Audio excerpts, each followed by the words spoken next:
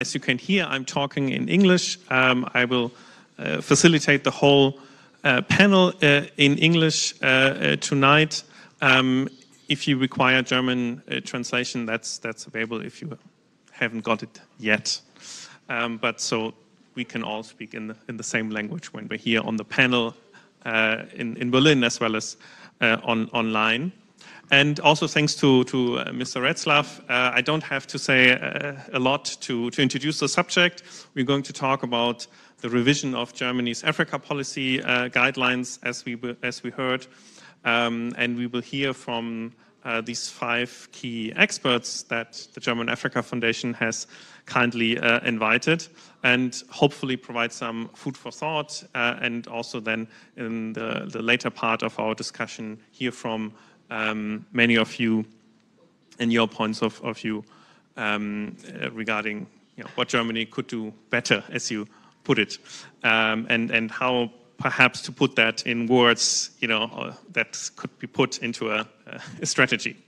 Perhaps just one or two sentences. I mean, we are used to this now, almost in Germany. These kind of strategy processes, not just with regard to Africa guidelines, but since coming into office, the German government hasn't just made the kind of visits that you mentioned, but also embarked on quite a few strategy processes when it comes to international policy, most notably, of course, the national security strategy that was finally adopted in June this year, and probably is meant to be a framework, and so also has relevance for discussion tonight. And we already had one ministry of the government, the Federal Ministry for Economic Cooperation and Development, the BMZ, come out with its own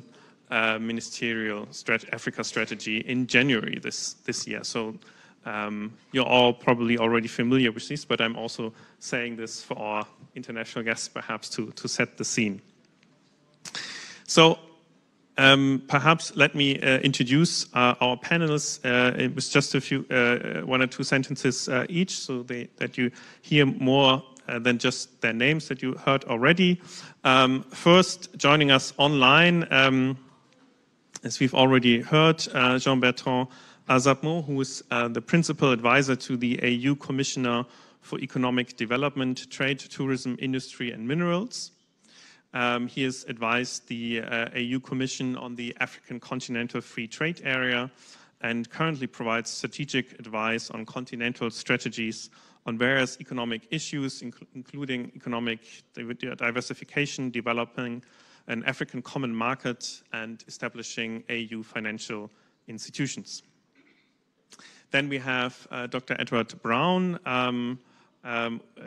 who is a Senior Director, Research Policy and Programs at the Africa Center for Economic Transformation, based in Accra, Ghana. He has more than 35 years' experience in international development and public policy, more than half of which were spent at the World Bank.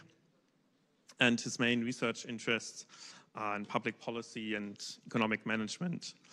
Then we have Lidette Tades, who is Associate Director, Peaceful Societies and Accountable Governance at ECDPM, based in the Netherlands, which is a think tank working on Europe-Africa relations. Lidette's areas of interest and expertise are in geopolitics, peace and security in Africa, African multilateralism, and the geopolitics of the Horn of Africa in particular. We have Professor Robert Kappel, who's Professor Emeritus at the University of Leipzig and President Emeritus of the German Institute of Global and Area Studies, the GIGA. His research interests include Africa's economic development, the role of small and medium-sized enterprises, and global power shifts. And finally, we have Susan Bergner, who is currently pursuing her PhD within the Cluster of Excellence contestations of the liberal script or scripts at the Free University of Berlin. Her PhD thesis focuses on African diasporic organizations and international relations. And she previously worked, among others, at SWP, my own organization. Before we come to more specific issues where I will ask each of you to provide perhaps some input based on your own expertise, I want to ask each of you the same question. And I would like to ask you to answer very briefly, just so that we get started, perhaps with just a few key attributes. What defines good Africa policy guidelines by the German government? And not in terms of substance, perhaps so much. We will come to that, no worries, you know that. But in terms of a few adjectives, perhaps, or words. So, Mr. Sapmo, I will start with you. Just your 1 or 2 words on what makes for a good German Africa policy guideline. Hello, can you hear me? Yes, we can. Well, thank you so very much, Mr. Moderator. And let me at the outset thank the German Africa Foundation for putting together this very important symposium. I thank all the organizers. So when it comes to defining, what is good Africa policy guidelines, of course, it's always tricky because it depends on, who defines the narrative here. But looking at it from where I sit, I would say that a good Africa policy guidelines will be one that result in practical and actionable transformative initiatives and lead to impactful and inclusive outcomes for Germany and Africa. Very good. That's exactly what I was looking for. Professor Kappel. Defining the national interest of Germany on the African continent. That's one. Second, respect with African countries and their agenda. And what else? Reliability in African development and also in our own agenda.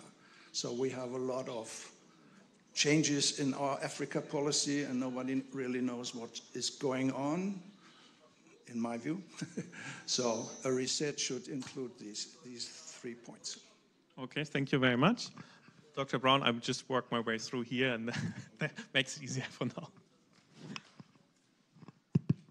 Yeah, thank you. A good German African policy guideline should really embed the principle of partnership, the principle of understanding the underlying structural dynamics driving economic transformation in Africa, and to also focus on a win-win situation.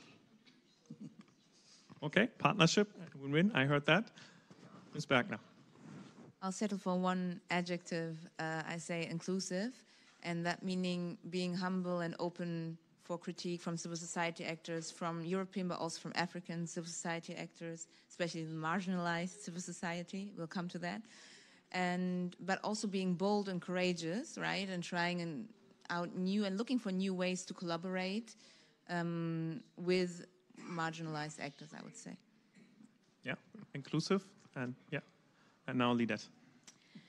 For me, I think it needs to be very clear on its objectives, but very flexible on its strategies, because we don't know what actually happens. It's something to imagine, but quite another to achieve that imagination. And secondly, I think the policy guidelines themselves need to be formulated with consultation with African actors. It is primarily a German interest-based, of course, document. However, I think for credibility, but also to gauge whether or not the objectives and priorities of the strategy are feasible and then also responsive to the needs of African stakeholders, I think the process itself needs to be consultative. That's, of course, one of the reasons why we're here as well. And Mr. Sapmo, because you can't see that, Mr. Retzlaff is already taking notes. So that's how it should be. And I think these were all helpful answers to get us started. I will also come to you again now. Specifically where you're based, of course, at the African Union.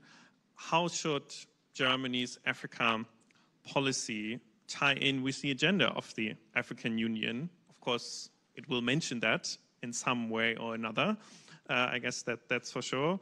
But what kind of commitments would you like to see, especially in the area that's closest to your work, economics and trade?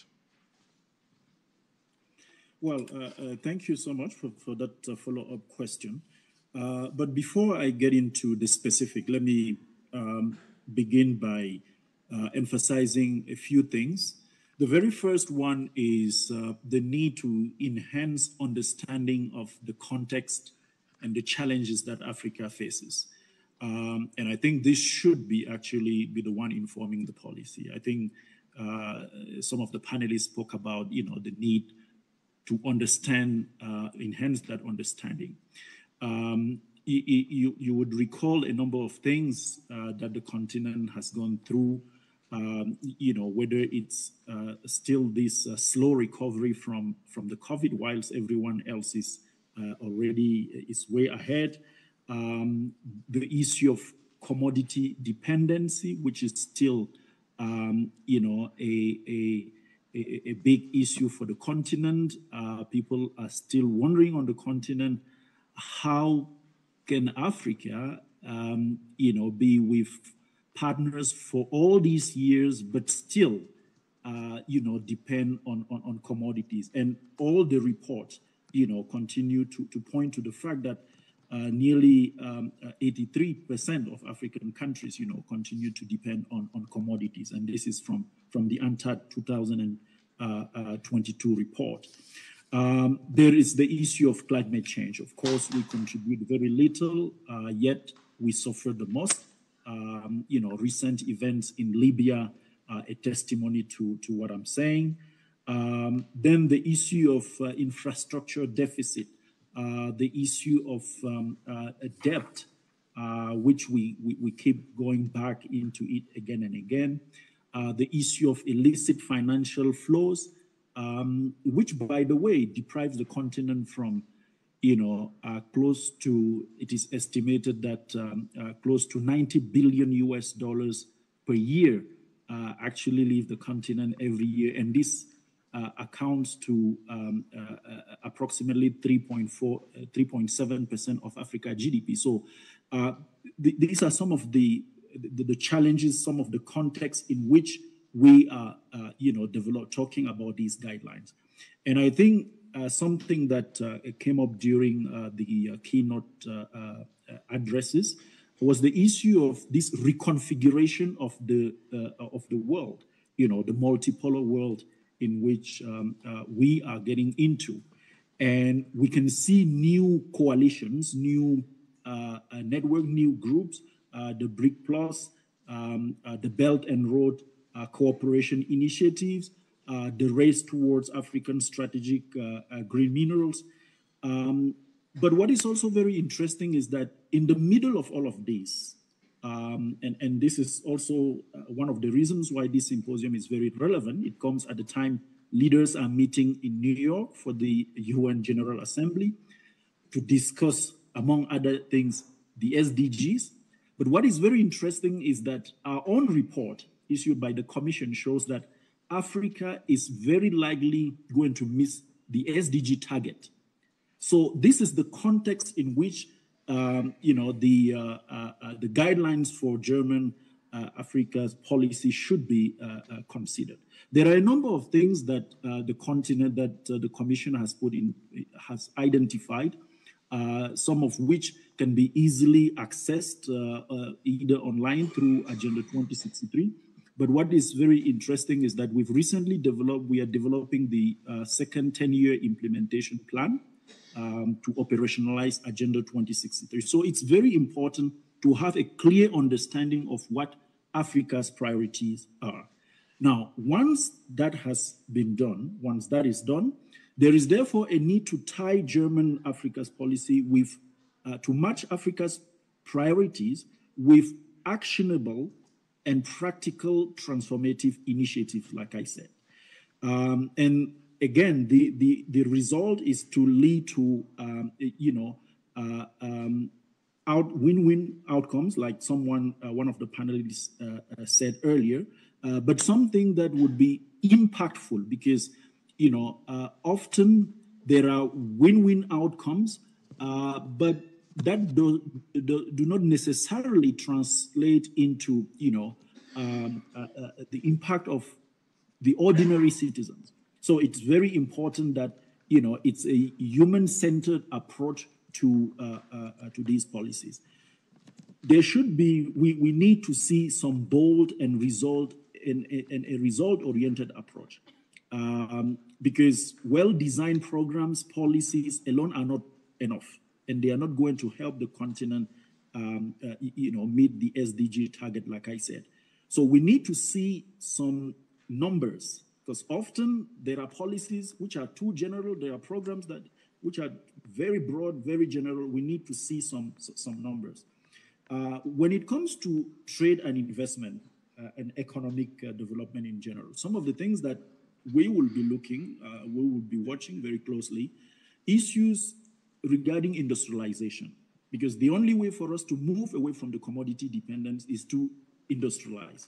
Now, there are so many opportunities, whether you take the agriculture sector, whether you take the automotive sector, whether you take the textile sector. These are sectors where there should be clear encouragement in the German Africa guidelines, encouragement for German investors to take advantage of the opportunities. And this is also, this should also be guided by a self-interest. If Germany does not do it, someone else will do it. So that should also be taken into consideration. Then there are huge opportunities for investment in transport, logistics, infrastructure, not only to close the current gaps, because the gaps are huge, but also to realize the AFCFTA, which is the African Continental Free Trade Areas. Now, a number of research that have been undertaken both by ourselves and by the UNECA, the United Nations Economic Commission for Africa, shows this. When it comes to transport, for instance, the AFCFTA would require 1,800,000 trucks. Cargo, this is what is needed. This is in addition to what we have. So there would be, the automotive sector has a great potential. You look at rail transport, the research shows that implementation of the AFCFTA will double the freight from 200 to 400 million tons. So you will need wagons. Same thing for the maritime transport. When it comes to air transport, it's the same. So when it comes to infrastructure, logistics, transport, there is a huge potential. The German policy for Africa should be very specific in identifying those sectors. Okay. Then there is the issue, and I'm going to conclude with that, there is the issue of strengthening continental integration. This is also very important. One of the panelists spoke about the need to be very consistent. This deals with international partnership. So as Germany supports Africa, stands on a number of positions, there is a need for consistencies, because if you take the case of the WTO, there is support. But then when you look at some of the measures that are being taken in the context of the European Union, I look at the carbon border adjustment measure, for instance, which is going to harm African export. There is a bit of ambiguity. People are kind of lost. So to wrap up, I think it will be very important to be guided by pragmatism, because there are new alliances that are being formed on the continent, to be very specific, to be result-oriented, and to look at the impact on the livelihood of ordinary Africans. Let me stop here for now. Okay, thank you. Thanks a lot for laying out these opportunities and what you would like to see from the AU point of view. And I think it really makes sense to turn now to Dr. Brown, because you're an economic researcher, and we already heard what the African Union Commission sees in terms of potential and encouragement and wishes encouragement for German investors in Africa. But from your point of view and your research, in what ways should Germany facilitate the cooperation between African and German companies more? In which kind of sectors? We heard some examples from Mr. Asapmo. And where do you see the greatest potential, perhaps, for more investment, more economic cooperation? Thank you very much. I appreciate very much the fact that you're emphasizing the private sector, because I think we all would agree that no country can transform without the private sector. And therefore, it's very, very important that we focus on the private sector. Yeah, I think Germany, has already been a leader, in promoting private sector development in Africa. These include with BMZ and GIZ's work on entrepreneurship, support for the EU program on the Global Gateway. You also have the G20 Compact with Africa, which I said gladly is one of the participants in supporting the whole process. But permit me, I would like to emphasize three things. If Germany does not do anything at all, if it focuses on these three things, I think the Africa-German partnership would actually benefit tremendously. I think the first thing is that it should support the green industrialization and just energy transition. I think this is a topical issue. I'll come back to that in a minute. The second is to facilitate skills development and knowledge transfer. This is very, very important in this day and age of digitalization and innovation. I think that's an area where Germany has considerable comparative advantage in the world. And the third is to facilitate trade and Africa's regional integration and collaboration. Germany has to think regionally and act locally. So on the first issue, I think Germany should be a strong proponent of supporting African government in aligning their industrial policies towards climate positive and green industrialization, particularly in the field of new adaptation and mitigation of climate technologies. More importantly, this would include creating incentives for German companies to invest in environmentally friendly production, developing new technologies and applications in Africa, and more importantly, local processing of merchandise exports. I'll come back to that in a minute. On the second issue, I think we all agree that the fast evolving world of digitalization and innovation calls for real partnership in trying to ensure that African countries benefit from these rapidly evolving dynamics. And here, Germany also can support countries in capacity building and technical assistance in strategic sectors of the economy. In particular, with the public sector, I think Germany's experience, which is laudable in the whole area of technical education, technical and vocational education, is very important. There's a lot of lessons that can be learned to support African public sector institutions to really align their training and education to STEM education, and to also ensure that the labor force is aligned with the evolving nature of jobs that are coming up, which are much more technologically oriented. Now, on the private sector, it will be very important to facilitate knowledge transfer and technological upgrading. Now, this is very, very important because I think we're coming up in the next 1 month with our second edition of the African Transformation Index. And this index provides a good framework for analyzing the trajectory of African economies as they transform.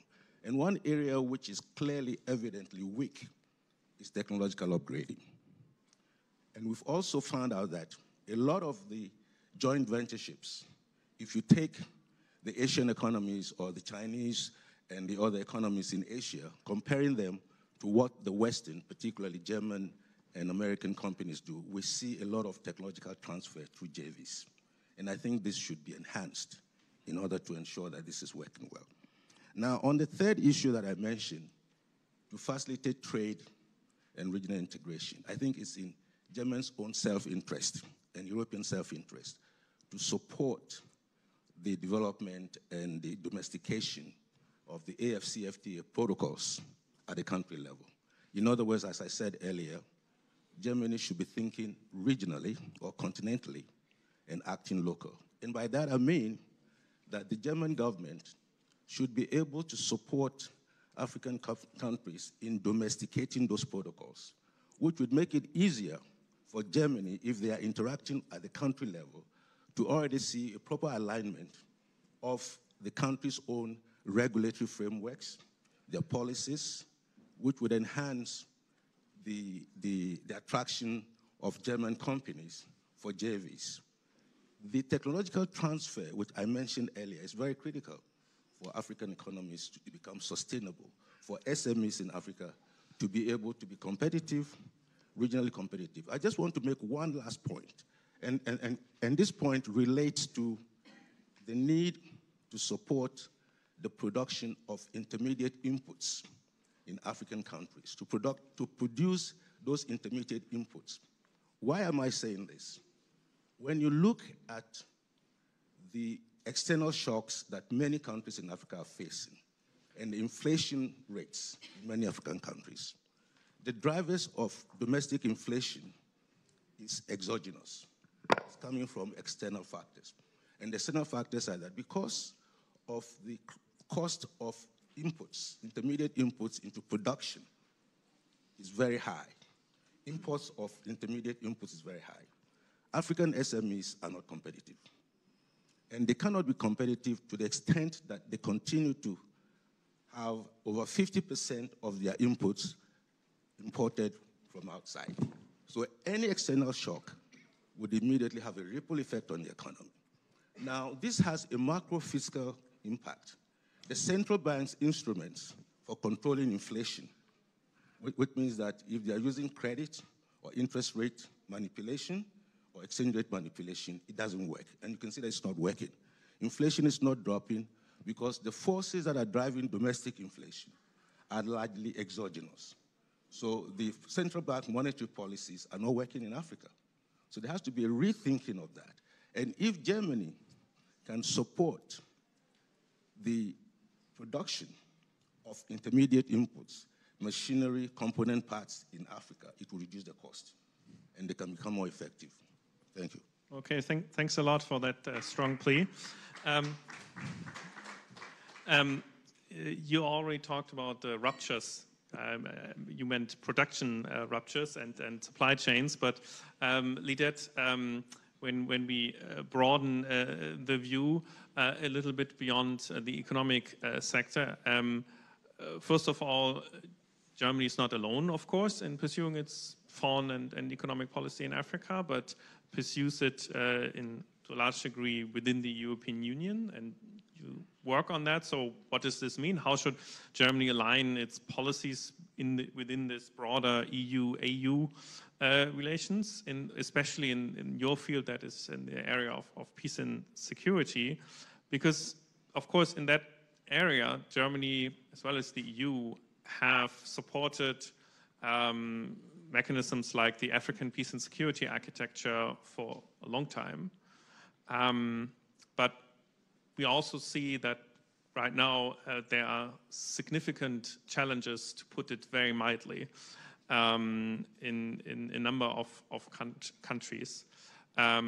So how should they adapt their support to African governments, institutions, societies, so that the guns can really fall silent?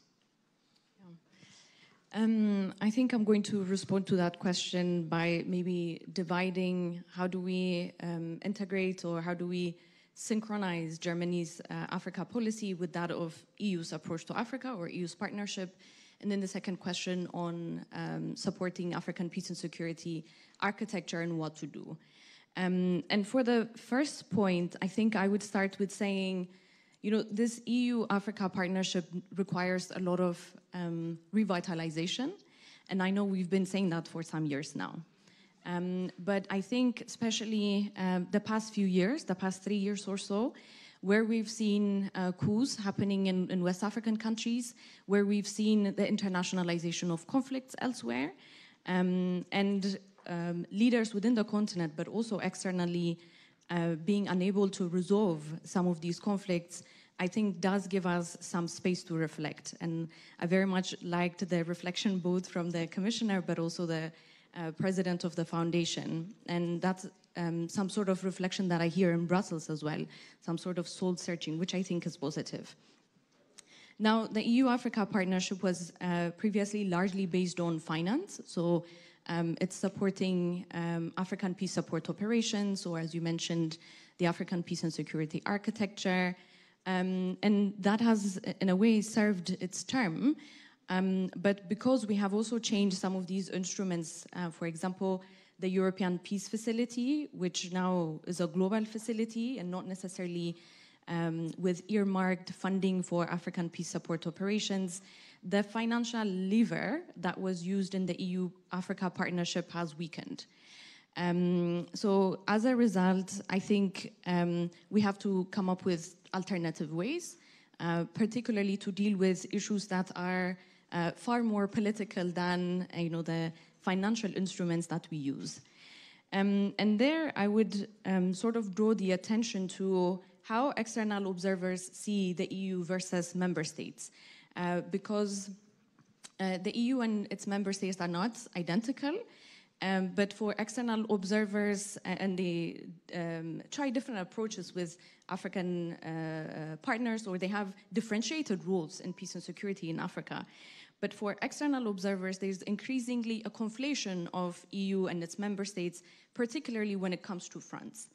And France is unique because, as we have seen, France's peace and security role in the continent has sort of backfired, especially in West Africa. And this is perhaps tainting the picture of what the EU has also been doing in the continent, or what the EU is able to do in the continent.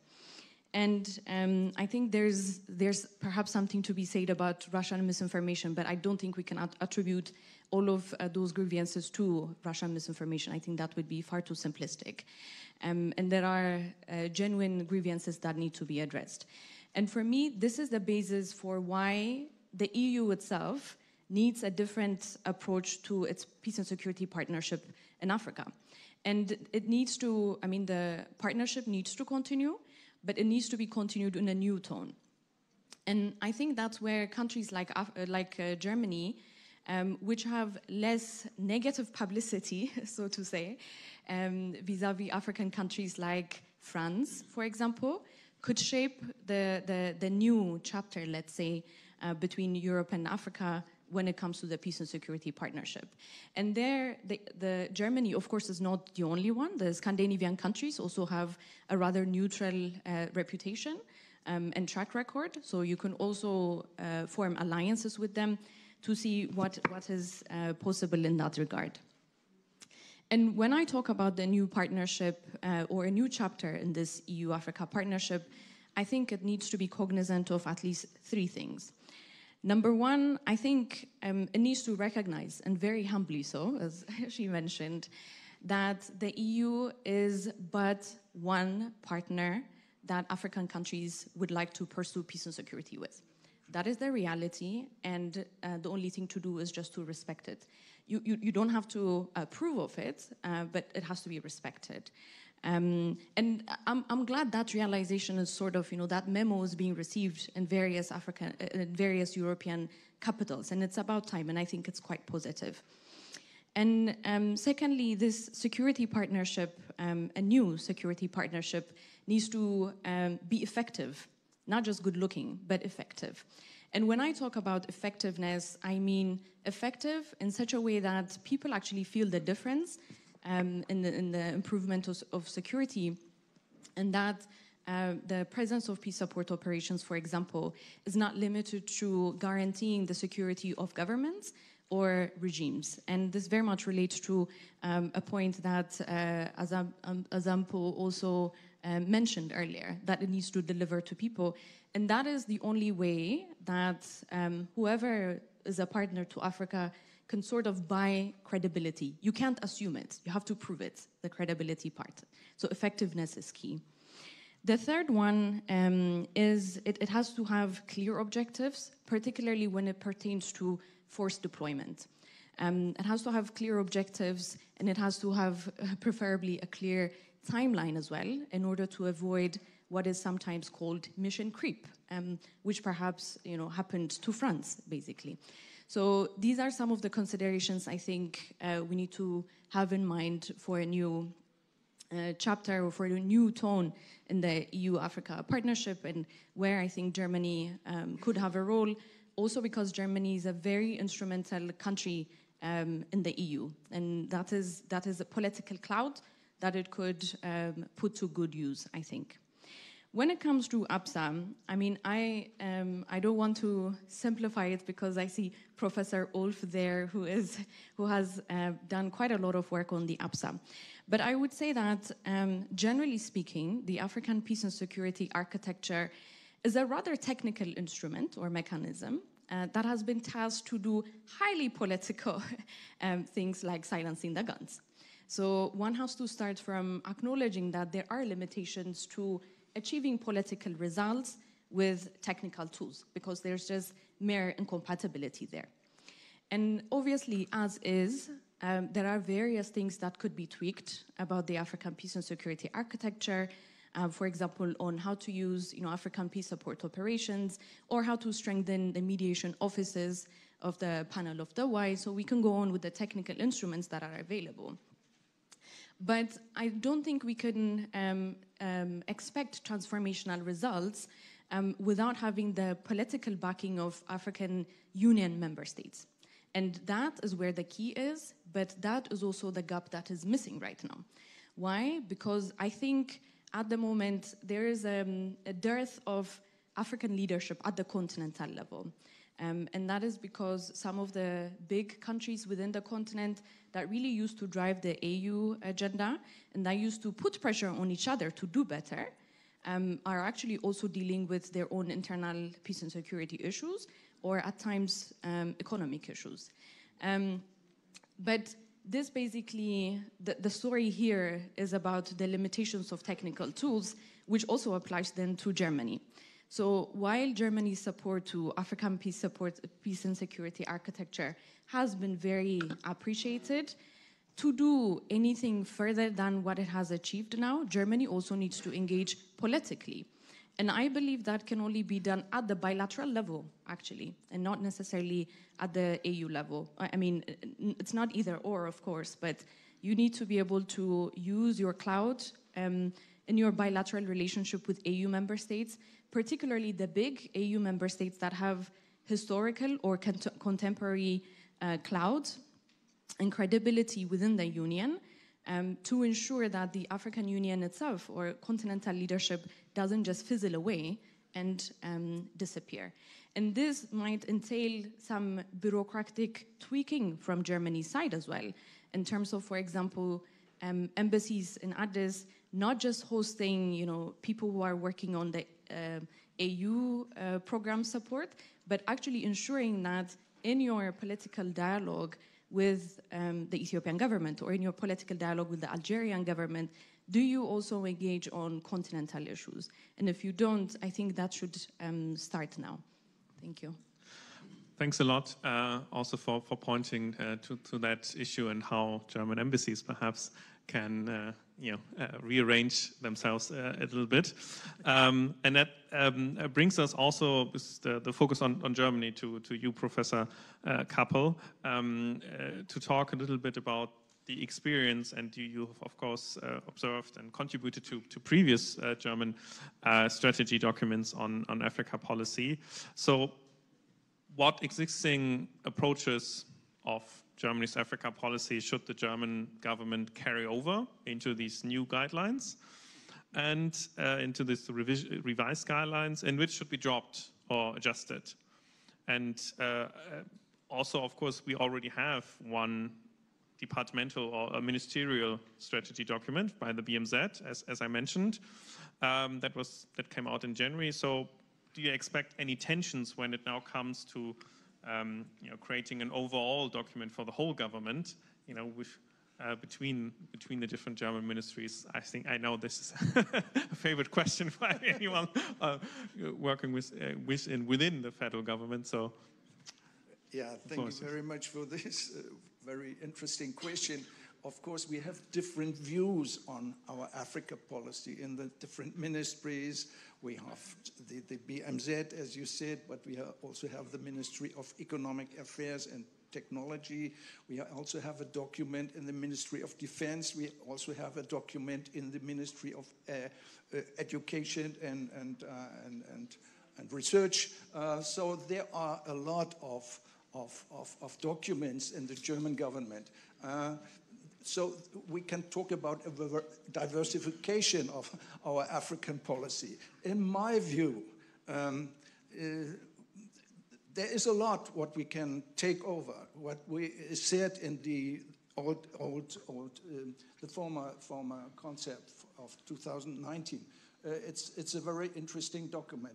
The document of the BMZ is also very interesting, although I miss a little bit the economic cooperation perspective in this document. And so I agree very much with you, what you have said, Dr. Braun. What can the German side do in order to overcome some of the problems that we face in our African policy, and also take into consideration what is happening on the African continent? And you gave some ideas what can be done. How can Germany do something? Yes, of course, Germany as a middle power, of course, can do something, although economic-wise, Germany is not so strong on the African continent, where there are 800 enterprises, mainly in South Africa and Morocco. In many other countries, we don't have investment, although trade is there. For instance, in Nigeria, there are just about 35 German companies. That's not so much. Other countries are much more important, like France, China. We were not talking about China. American companies are very much focusing on commodities. The Chinese also do. France is also doing this. So if we would like to have a new approach with our cooperation with African countries, and the countries are totally different. We have 54 countries with totally different approaches, different levels of development. So where can Germany start? And I think in order to be inclusive and also take responsibility in regarding the multilateral system, we should focus on many aspects, but I think we should focus on 3 at least. What is about WTO? So fair trade, inclusiveness, the power of multinational companies in global value chains, how to overcome this in order to create jobs. That's one of the main aspects. And in this line, we have to take into consideration what is happening to the African continental free trade area, which has to be in line with the WTO agenda. So we should support the development of the African continental free trade area, not only because Africa wants this, the African countries want this, but also because it's can also be of use for our national interest. our companies on the continent. So we should support the African Continental Free Trade Area, not just giving money for the development of the bureaucracy, reducing tariffs and non-tariff barriers, but we should support our enterprises, which are the Mittelstand enterprises, mainly small, medium-sized enterprises, which are very much in manufacturing and also in services. So if we support this, then we can support also the African integration in trade and also support African private sector. That's, in my view, very, very important. Otherwise, Chinese enterprises will take over and use the African Continental Free Trade Area. There's a new concept of the Chinese government, Hunan concept or so. And they said, we will no longer invest so much in energy and raw materials, commodities, but we will support African small and medium-sized enterprises, and we will support our enterprise so that they can cooperate on in African countries, and that's of the benefit of China, and not mainly on African side. So that's a signal for us to rethink our cooperation economic-wise on the continent. Just a second point I have had, of course, we should talk about a lot of issues, climate change, energy problems, and so on and so forth.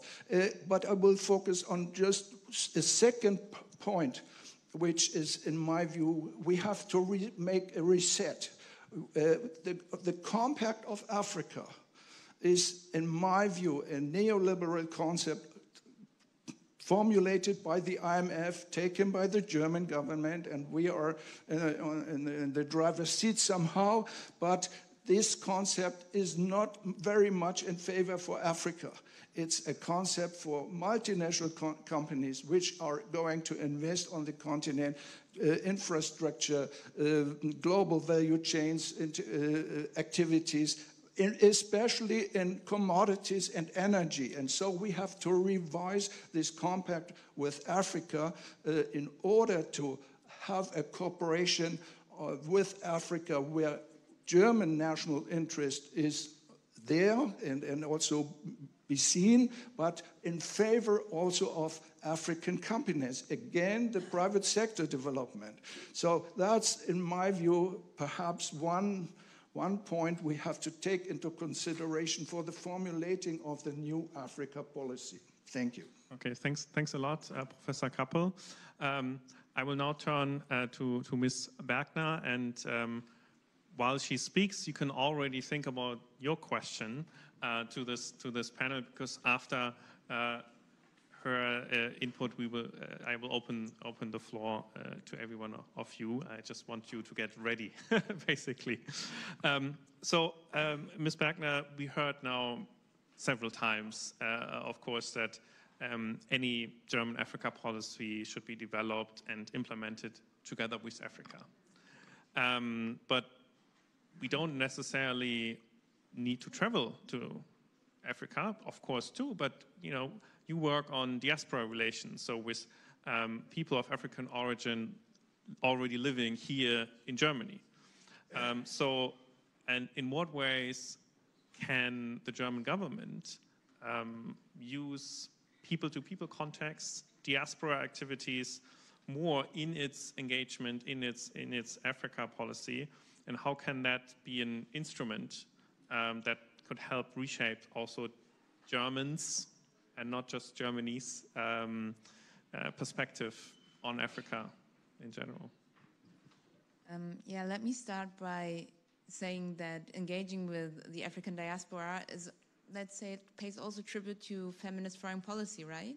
And these are the aspirations that Germany has. Germany wants to engage with more marginalized actors on the periphery, and African diasporas, honestly, are not really on the radar right now of German foreign policies. Of German development policy, yes, to a certain extent, but we don't see a systematic, let's say, whole of government approach, right? And why is that important? Because African diasporas can contribute, and research has showed this in different disciplines, to democratic processes, to transnational justice processes, to sustainable development, just among others. I don't want to hide the fact that there are also parts of the diaspora that are supporting authoritarian regimes, that are active in parts of conflict, right? But this actually stresses my point in engaging more systematically with those actors, to identify actors that have the same values as Germany and that can, but let's say that has the same values, yes, but you should not really dictate their agendas, right? And this is always the balance that you have to find as a government. And then how to account actually for this diversity of diaspora actors, first and second generation.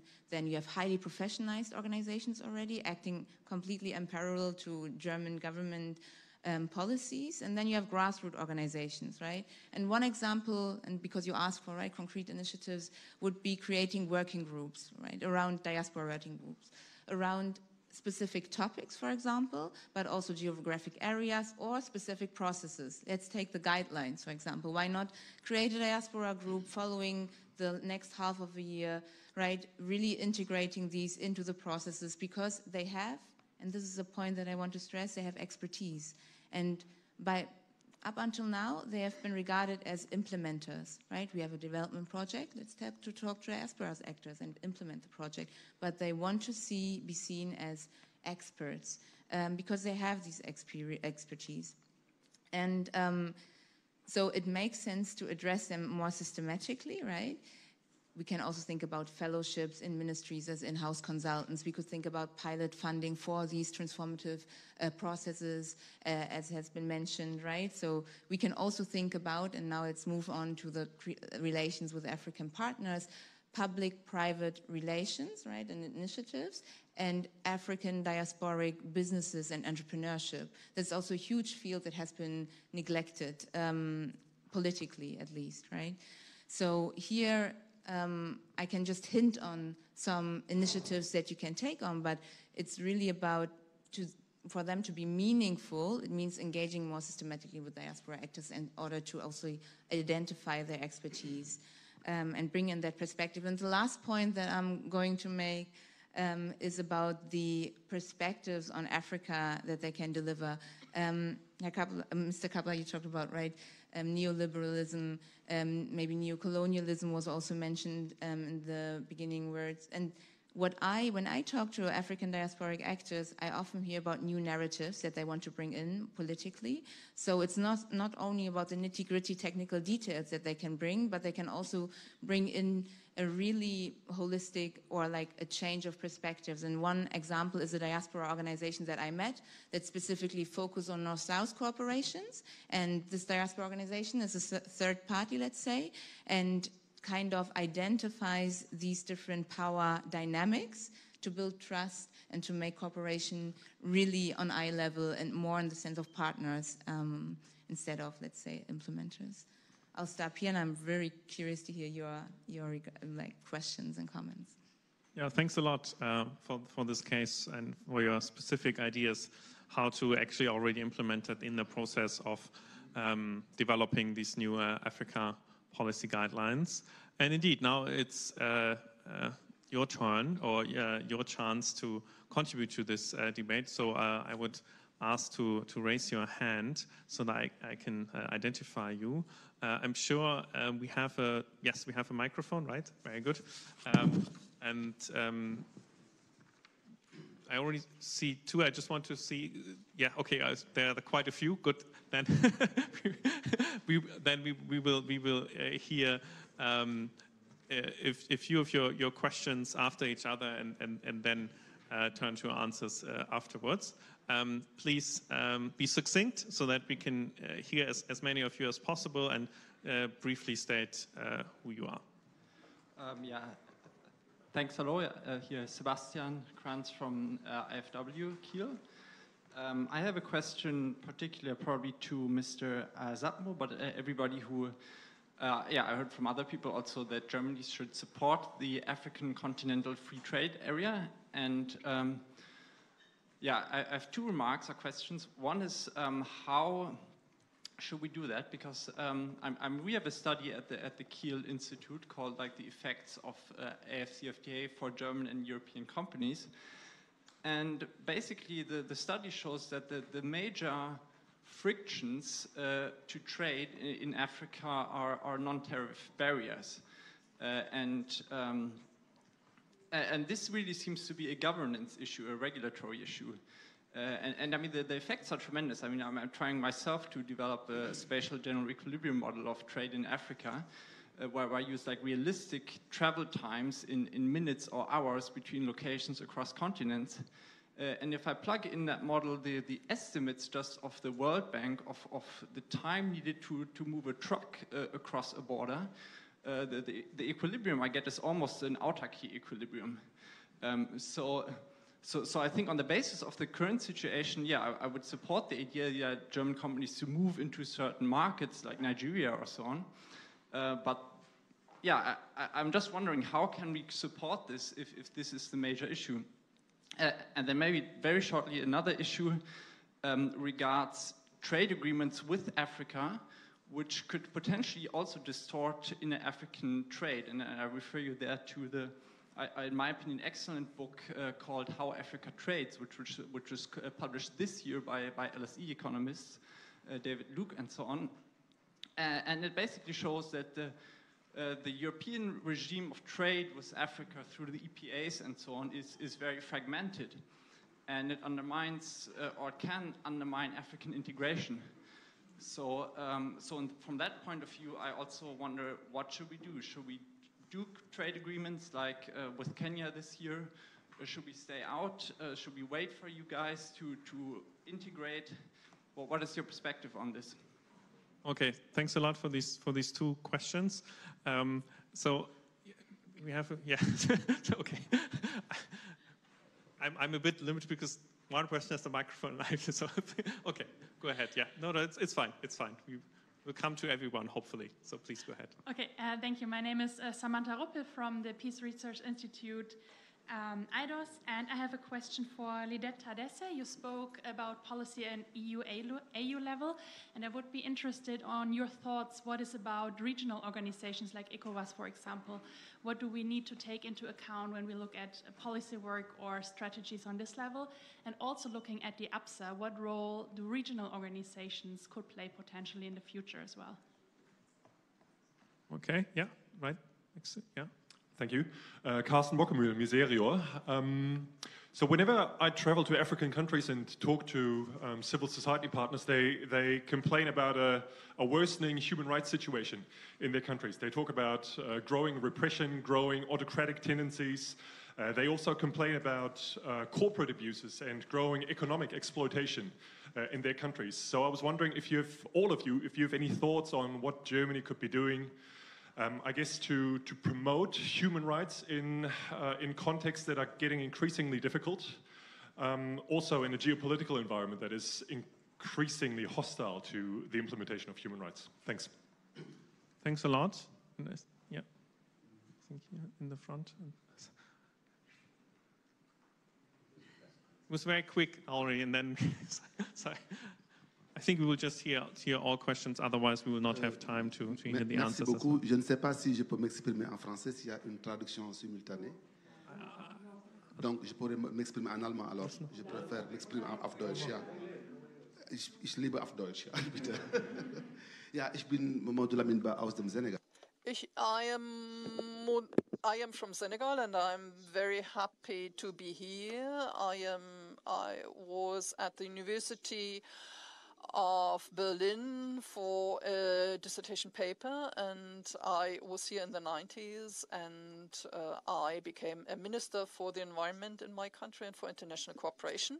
And in this respect, I worked with Ms. Aid, but my question I'm asking today is basically a contribution.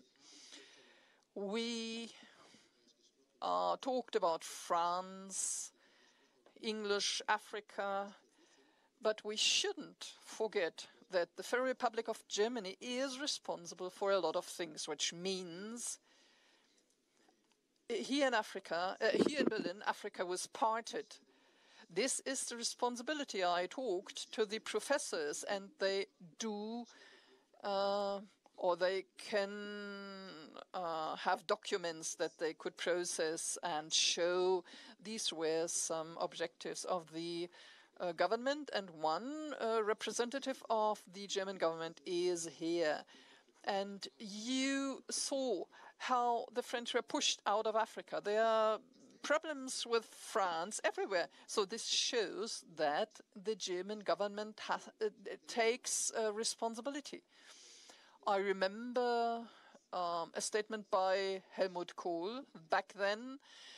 He was asked, why aren't the Germans in Africa? Why do they not invest? I was quite young, a student, and he answered, well, that is more, maybe has got something to do with France.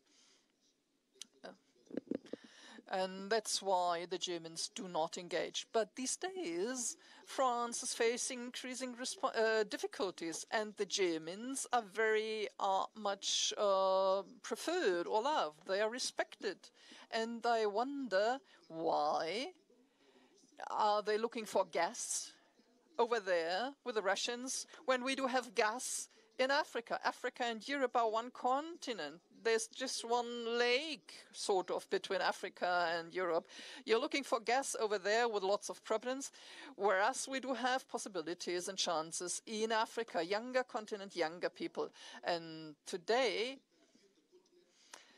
we are a highly digitalized continent. All young people in Africa are digitalized. You can do a lot of things. Excuse me to interrupt you. There are lots of other questions. Just very quick.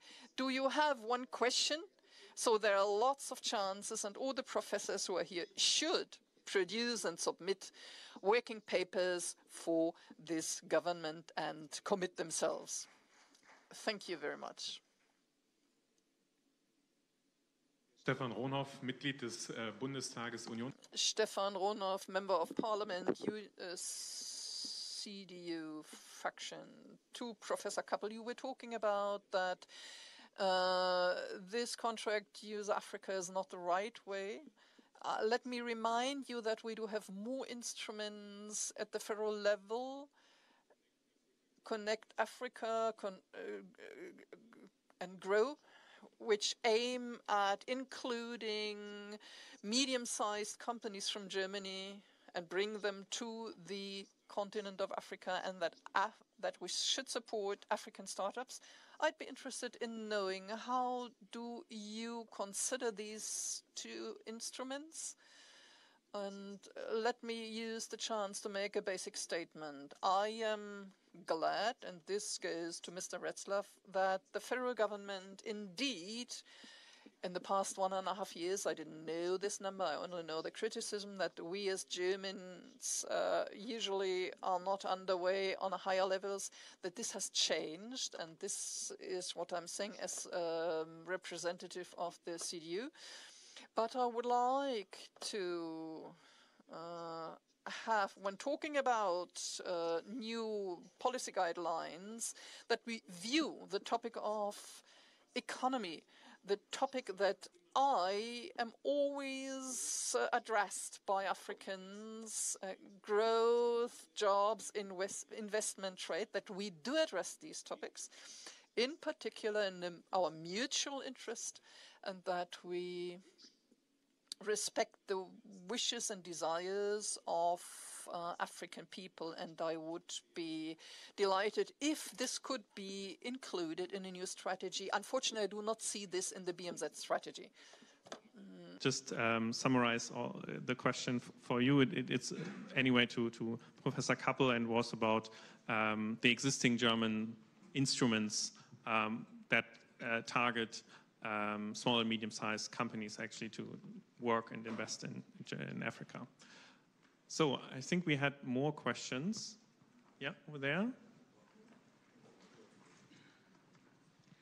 I'm Barbara Ischinger, Professor of African Literatures at University of Cologne and former Director for Education at OECD. So I would like to address issues from which were here described by our colleague from the African Union. The SDGs. You said that there are worrisome trends, and maybe you could just point at which ones are really the most worrisome for you, so that this could also orient a bit the new strategy focuses. And then, of course, the elephant in the room is migration, and I'm a bit surprised that nobody pronounced that word, and that it has to be also somehow integrated into the challenges. Professor Kappel, of course, has very well described job creation. Is this an answer? Thank you. Thanks a lot. Was there anyone else at the moment? Oh, Christoph, yeah? No? Okay, good. Because I think it will take some time if we hear 5 answers from 5, and so I wanted to make sure that I had a good view around the room. But I think we heard all of the questions. Thanks a lot. And perhaps we can take the other way around than we did initially when I asked your question. So, Ms. Bergner, I would start with you. Yeah, you heard the questions. Yeah, feel free to reply to the ones that you feel most comfortable with. Yeah, I'll pick out 3 at least. Or let's treat them together. So what I also remarked is that our discussion here has been a lot about trade, growth, investment, right? Which is a very important field.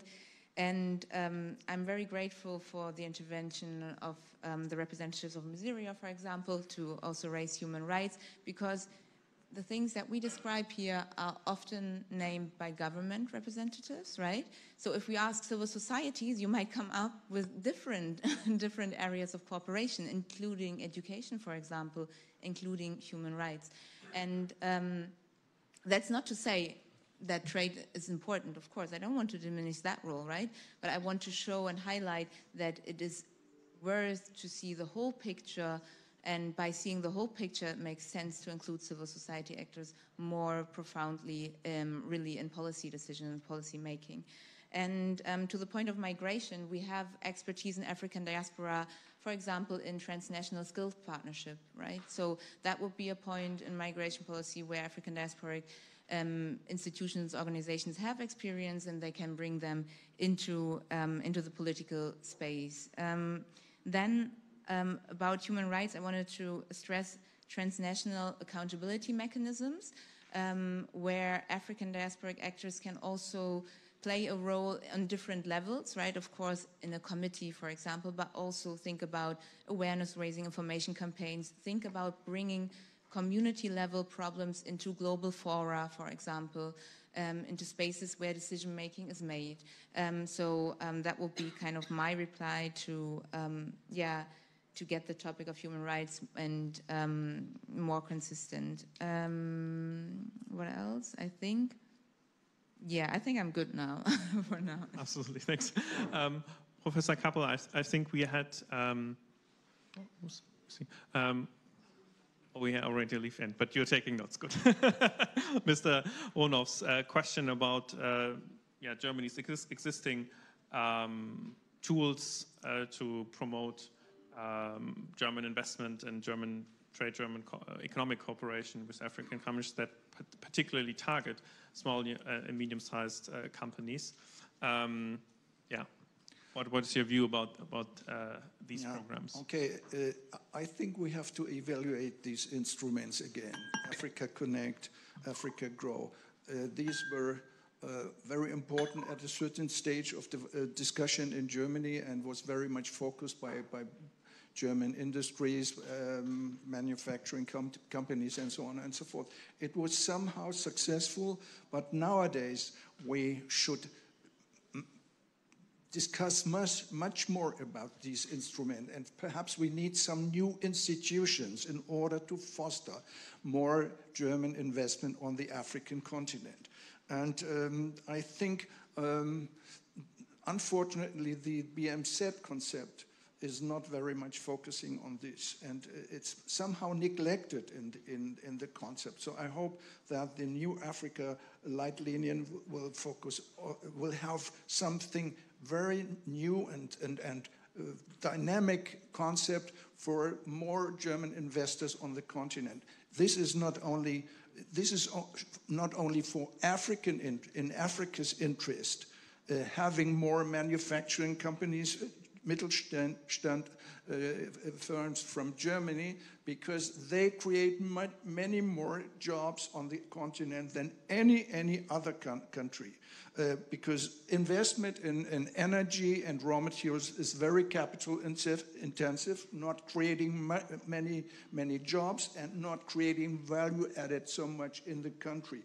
So focusing on private sector development, creating more jobs in urban agglomerations, upgrading small and medium-sized enterprise, developing the informal sector, cooperating of agricultural farmers and the firms in the urban centers. And what is very important is also integrating African companies in global value chains and also regional value chains in order to improve intra-African trade. So we have to discuss this much more than has been done so far, and I think we can give some impetus for the discussion so that the instruments we have so far are much more upgraded. And this refers also to the question of migration. It's one of the measures which can support that people stay at home.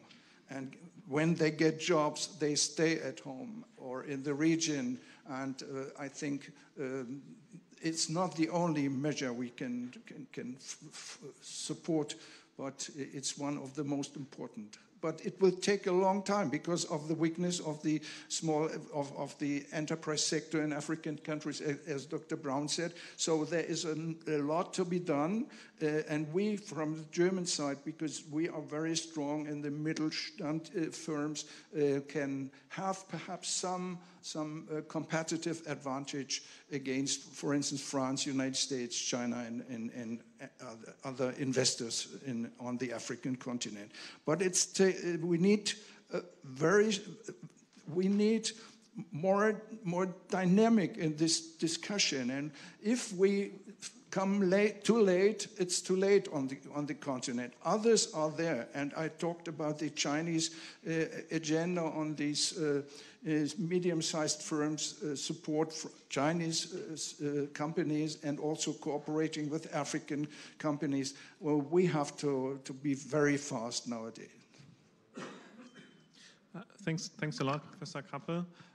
Yes, you will get a chance, no worries. But first, I wanted to give the floor to Lidet. I think there was a specific question addressed to you with regard to German or possible German support to RECs, regional economic commissions, and mechanisms when it comes to the overall African peace and security architecture. ECOWAS was mentioned as a specific example, but of course they're in every region. So how should Germany adjust its policy when it comes to working with these regional organizations in the field of peace and security? Yeah, so on the role of regional organizations and what to consider when working with them, I mean, in terms of the constellation of regional organizations, there is not a lot of difference between the African Union and the RECs. I mean, both of them are intergovernmental organizations. So what I was saying earlier about the importance of member states applies both to the African Union, but also to the regional economic communities, including ECOWAS. So I think even in ECOWAS, which has a much more progressive governance agenda, or used to have a much more progressive governance agenda, I think working, or the weight, member states of the ECOWAS being able to sort of put together their weight and have some leverage vis-a-vis their members, put some pressure, put some sanctions. I think these are still the mechanisms that would make the ECOWAS governance agenda go forward. So in terms of how do we work with ECOWAS versus how do we work with the African Union, I think the importance of member states is pertinent in both situations. In the case of ECOWAS, you have this perhaps better advantage that they used to have a good track record of following through with the normative frameworks, such as a zero tolerance towards coup policy. So in a way, especially civil society organizations could always call on that to have ECOWAS member states, apply pressure on countries or regimes that have undergone military transition, for example. But in any case, if member states, unfortunately, the system that we're living in, by and large, is led by member states. And if member states and the governments in their respective member states don't move, or if they feel like any movement will have political and security consequences for them, then they would be very cautious in their approach to the governance agenda. So that's, in a way, a reality that one has to work with. And this relates to the human rights question as well, because I'm increasingly convinced that a lot of member states, even when they have goodwill, are very much confronted with this trade-off that increasingly becomes apparent between taking a very principled position vis-à-vis a partner country and taking an interest-driven approach vis-à-vis a country. And to me, it seems like the question isn't whether or not you have a principled foreign policy, but rather whether or not you can afford to have a principled foreign policy. And to which countries can you afford to have a principled foreign policy? Because with some countries you can't. This brings me to the question on migration.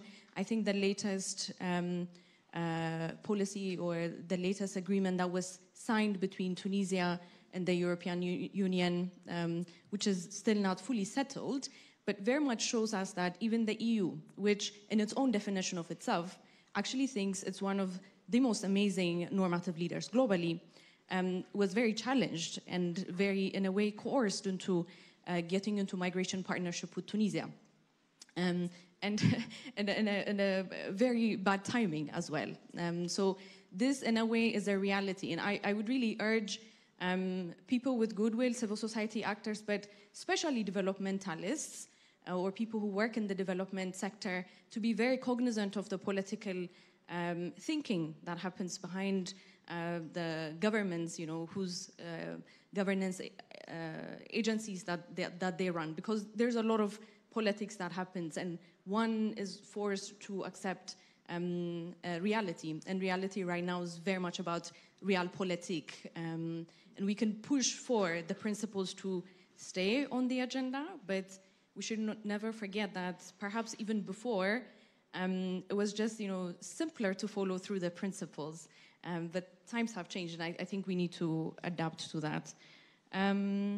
And how do we do that? I think maybe finding the champions within the continent, because there are also leaders within the continent, both governmental leaders but also non-governmental leaders that have quite a lot of influence that could be useful for the human rights agenda. So I think working with those is essential. Working with civil society organizations is essential, but I really want to caution this conflation between civil society organizations and INGOs or NGOs that happens in the continent. And by and large, in a lot of countries, what we have increasingly started to consider as civil society organizations are actually NGOs or INGOs, and everyone seems to have accepted this fact. But I think it's time to really support trade unions, to help them expand, associations, professional associations. Of course, this is largely the work of populations within these countries as well, because I think your role is only of support. You can never transform these societies without them taking the driving agenda, but at least you can help by not being deceived or by not falling into this trap of lack of clarity between who's actually who. Thanks a lot for that, Lidette. Dr. Brown, now I turn to you again. I think we had these two questions on trade, on how exactly should Germany support the AFCTA when just the travel times, for example, are also difficult, also long and challenging, and what to do about the economic partnership agreements while the African Continental Free Trade Agreement is still being fully set up and operationalized. Yeah, thank you so much. I think that the question on the AFCFTA and the whole issue of regional integration, particularly in terms of travel time and so on, there is what you call the regional public goods, right? These are the kinds of goods that countries together can benefit, but individually they may not be able to achieve those objectives. So the whole issue of transnational, cross-border transportation, rail, air, and so on. And here you have the project for infrastructure development, PIDA, under the NEPAD, which is currently supporting that initiative. And I think it would be very important for Germany and EU, and I think there's a lot of work being done there, to support the financing of this infrastructure gap, because that is going to facilitate trade across the countries. And if you continue to do country by country infrastructure development without looking at the broader strategic continental agenda of integrating the countries, then you'll be missing the effects of it. So it's important to do that. And I think the issue of EPA, I think now that we have the AFCFTA protocol, I think it is no longer necessary and counterproductive to continue to have individual country trade agreements.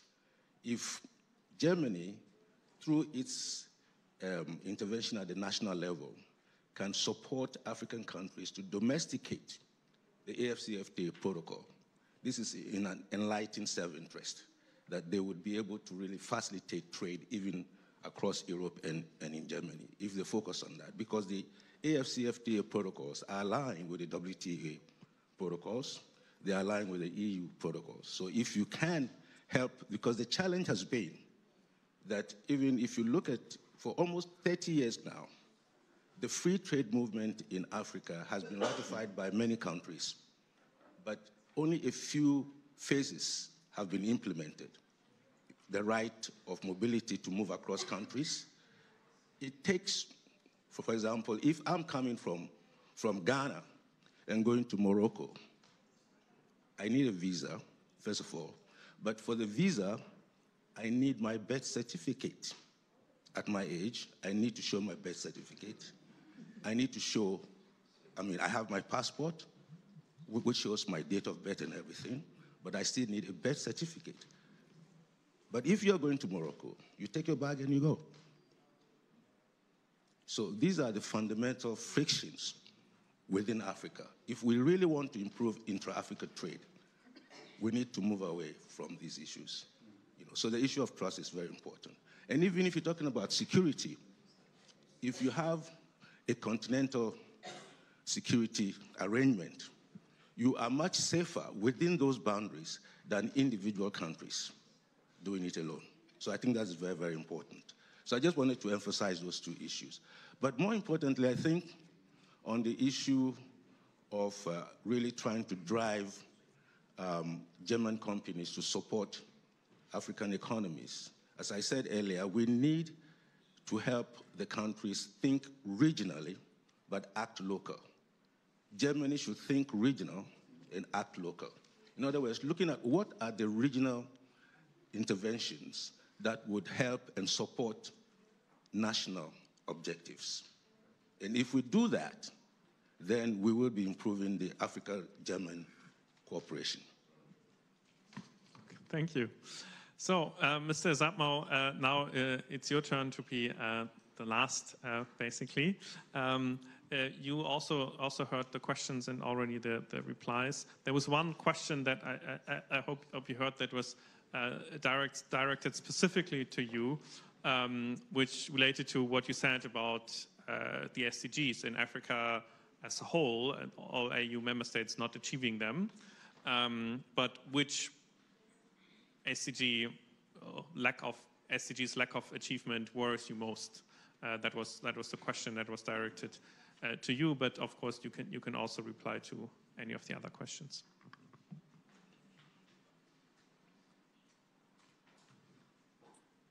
Well, thank you so much. I think my co-panelists have done justice to me by addressing some of the questions, starting with the how do you support the AFCFTA? I think the issue of domestication was well put. Right now, Germany has, through GIZ, an AFCFTA support program, which currently covers, I think, about 10 countries. So there would be a need to expand the network of advisors so that they really support the countries.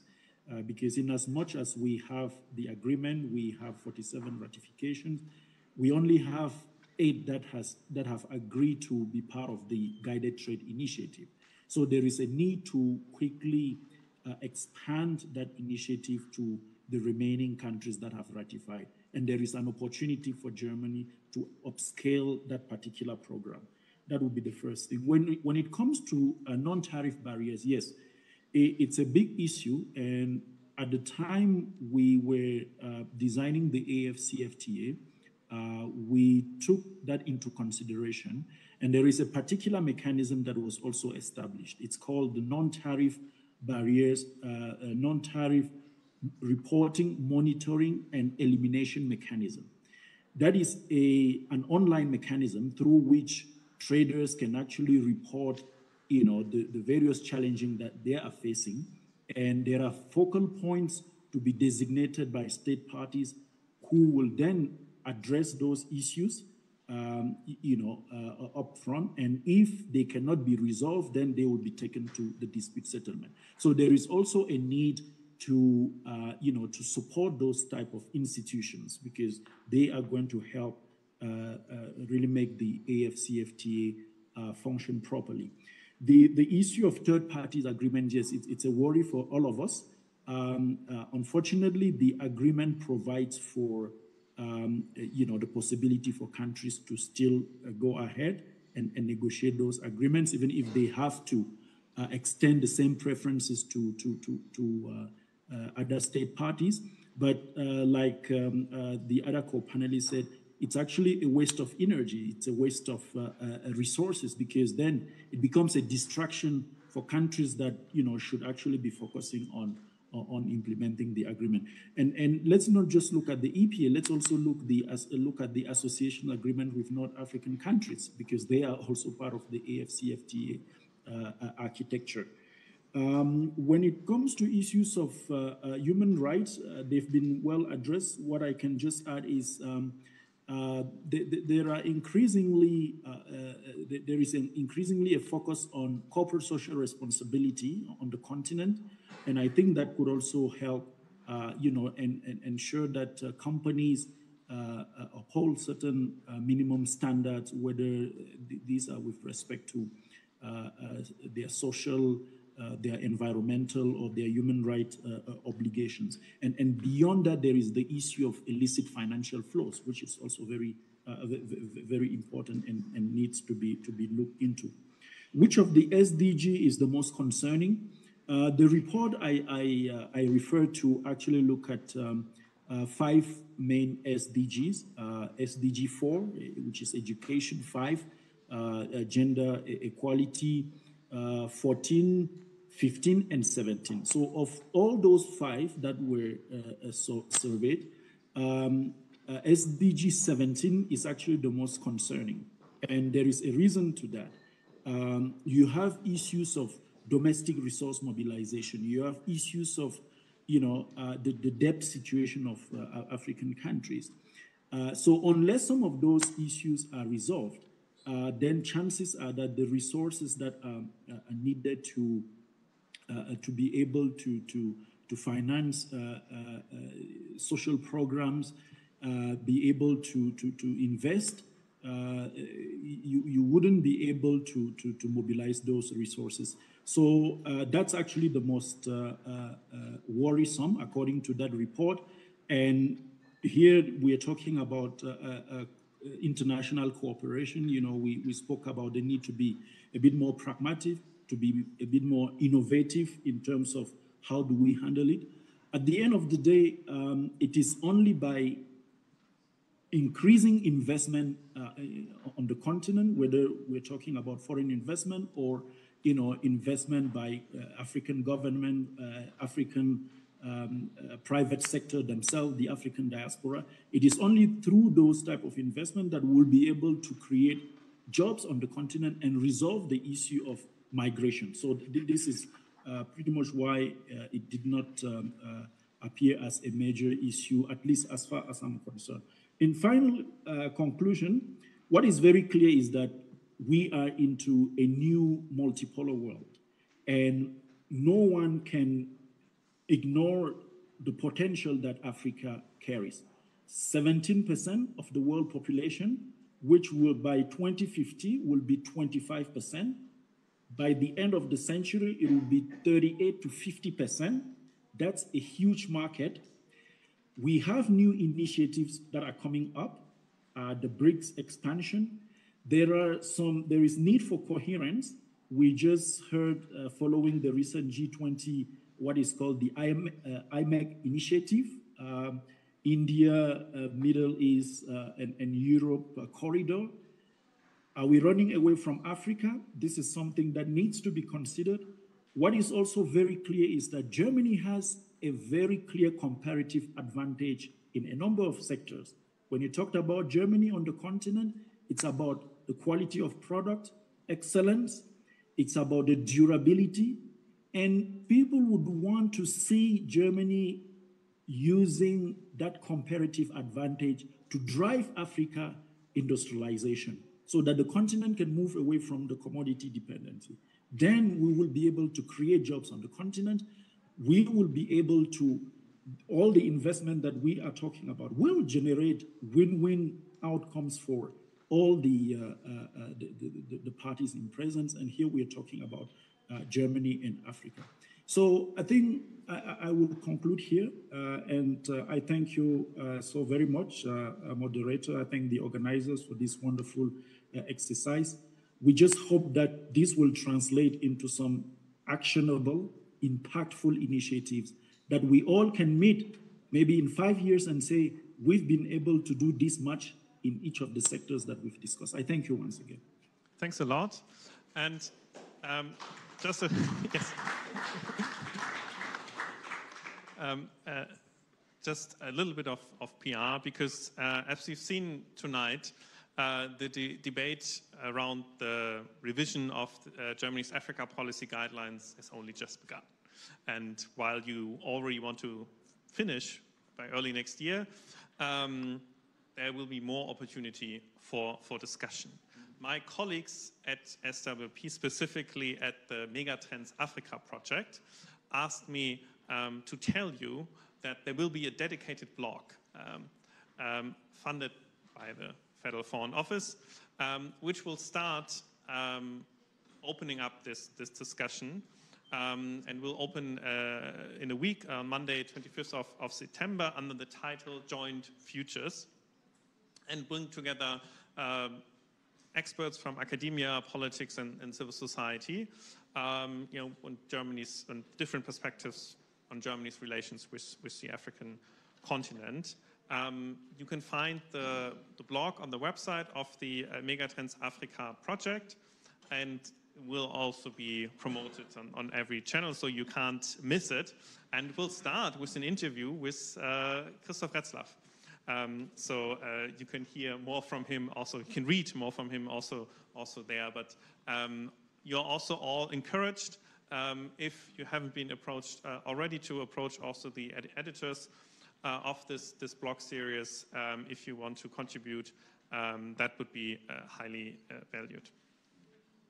So thanks a lot for your attention, so much for the PR. I think we heard a lot of interesting perspectives tonight, and we will finish with a, yeah?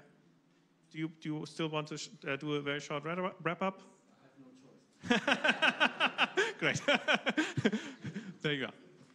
Okay.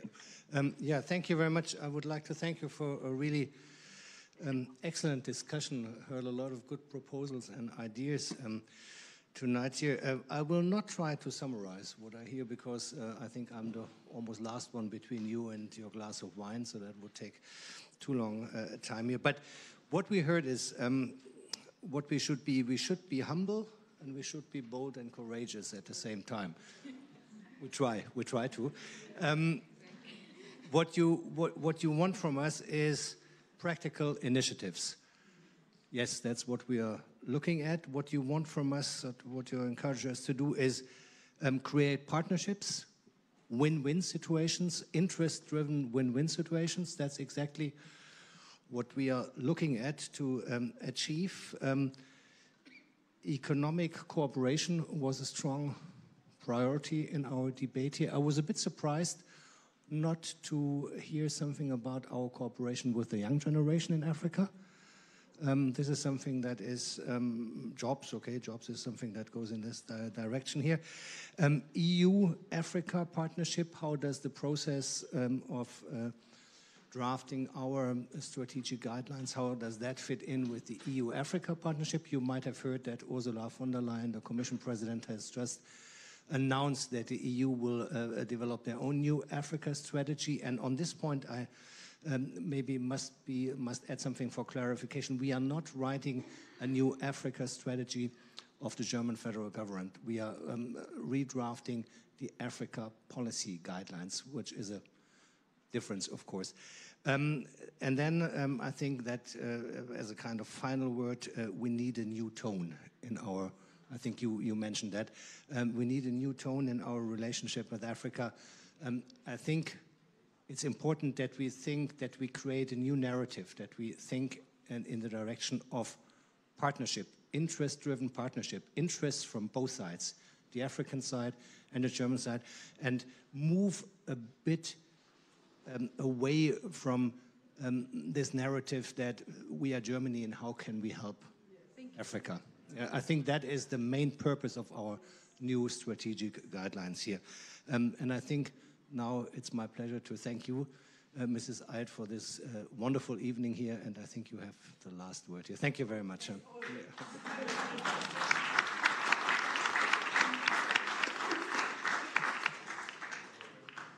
Yes, as always.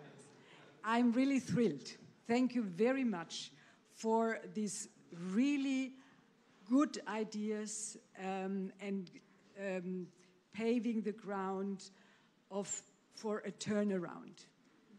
Getting away from paternalistic views, looking what are your goals, how do you want to achieve the goals, and if you want a supporting hand, where we are not strong enough or where we have gaps, where you have comparative advantages, please come in and join us, So this is very good, and I'm looking forward also for tomorrow. I hope that the discussion will go on in the same spirit. So thank you very much for all your contributions. Thank you to Addis Abeba.